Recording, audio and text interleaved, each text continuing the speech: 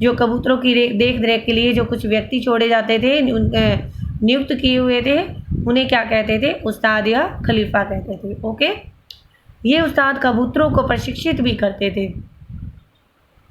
इन्हीं उस्तादों के परिवारों से कबूतरबाजी का शौक आम जनता में फैला और खूब फला फूला। आज के दौर में कुछ लोग ऐसे भी हैं जिन्होंने कबूतरबाजी को छोड़ा नहीं है और वे इसे पारंपरिक शौक के रूप में अपनाकर देश की सांस्कृतिक पहचान को बचाकर रखे हुए हैं।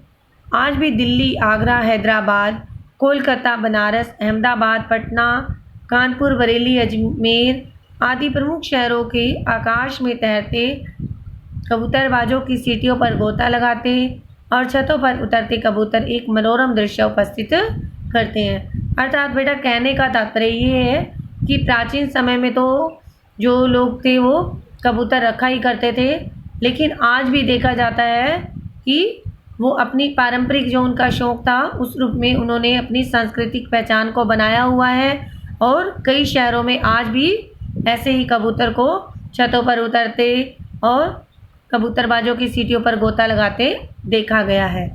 भारत में कई नस्लों और जातियों के कबूतर पाए जाते हैं, जैसे शिराजी, खाल, जोगिया, खैरा, भातिया, नकाबपोश, लोटन, चंदन चोइया, चिराग रोशन, बबरा, मक्सी, पेटिया, लक्का इत्यादि। जिनमें से कुछ कबूतर खास पहचान रखते हैं, जैसे लक्का की पूंछ मोर की तरह छतरी नुमा होती है, इसलिए इसे कबूतरों का मोर कहते हैं। नकाबपोश शर्मीले स्वभाव का होता है, तो चंदन चोइया जोड़े में रहने के लिए मशहूर है। प्रत्येक कबूतरबाज अपने कबूतरों की पहचान के लिए उनके पैरों में लोहे या प्लास्टिक का छल्ला डाल देता है। जब कोई कबूतरबाज अपने झुंड में नया कबूतर शामिल करता है तो पहले उस कबूतर को पंख बांधकर पुराने कबूतरों के साथ रखा जाता है ताकि वह जगह की पहचान कर ले। कबूतरों को जड़ी बूटियां खिलाई जाती हैं जिसे कबूतरबाज मसाला कहते हैं। पहले उसे छत पर ही दौड़ाया जाता है, फिर कुछ दिन बाद उसके पंख खोलकर थोड़ा सा उड़ाया जाता है। जब कबूतर बिल्कुल पक्का हो जाता है और कबूतरबाज को विश्वास हो जाता है कि अब कबूतर यहीं रहेगा, तो उसे पुराने झुंड के साथ उड़ने के लिए छोड़ा जाता है। आगे है बेटा, आमतौर पर एक कबूतर की खुराक 2-3 तोला चुग्गा होती है। कबूतरों का चुग्गा बाजरा, जवार, मक्का इत्यादि होता है।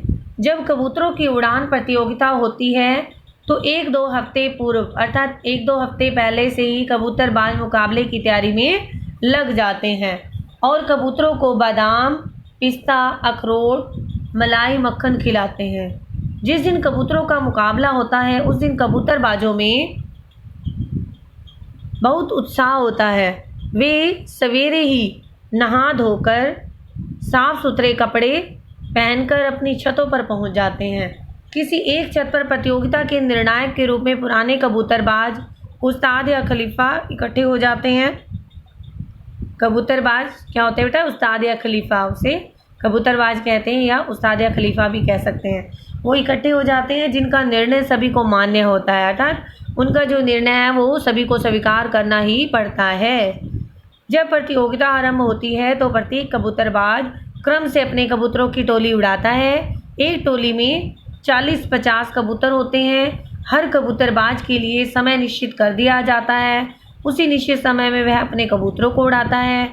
कबूतरों की जो टोली सबसे ज़्यादा समय तक आसमान में रहती है और उसी रास्ते से वापस आती है जिस रास्ते से वो गई थी, वही टोली श्रेष्ठ मानी जाती है। उस्ताद अपने फन में इतने माहिर होते हैं कि उड़ते झुंड को देखकर कबूतरों की दमखम और नस्ल का पता लग जाता है। जिस झुंड के कबूतर होशियार और तेज होते हैं वे दूसरे झुंड के कबूतरों को अपने साथ घेर लाते हैं। कबूतरों की गिरहबाज प्रतियोगिता में निर्णय इस आधार पर किया जाता है कि कौन सा झुंड सबसे ज़्यादा देर तक आसमान में रहा। गिरहबाज कबूतरों की टोली में 8-10 कबूतर होते हैं। कबूतरों की गोला प्रतियोगिता में कबूतरों को ज़मीन पर दौड़ाया जाता है। प्रत्येक झुंड में 60 से 80 तक कबूतर होते हैं। जो झुंड दौड़ में सबसे आगे निकल जाता है वही विजयी माना जाता है। कबूतरबाजी में एक खास प्रतियोगिता भी होती है जिसे कुलकुल कहते हैं। क्या कहते हैं? कुलकुल, जो सिर्फ आगरा में ही आयोजित होती है। कहाँ होती है? आगरा में। कुलकुल बड़े स्तर पर आयोजित होने वाली प्रतियोगिता है। यह एक बहुत बड़े मैदान या जंगल में आयोजित की जाती है। इसमें कबूतरबाज अपने अपने कबूतरों को लेकर निश्चित स्थान पर पहुंचते हैं। इस उड़ान प्रतियोगिता में हजारों की संख्या में कबूतर भाग लेते हैं।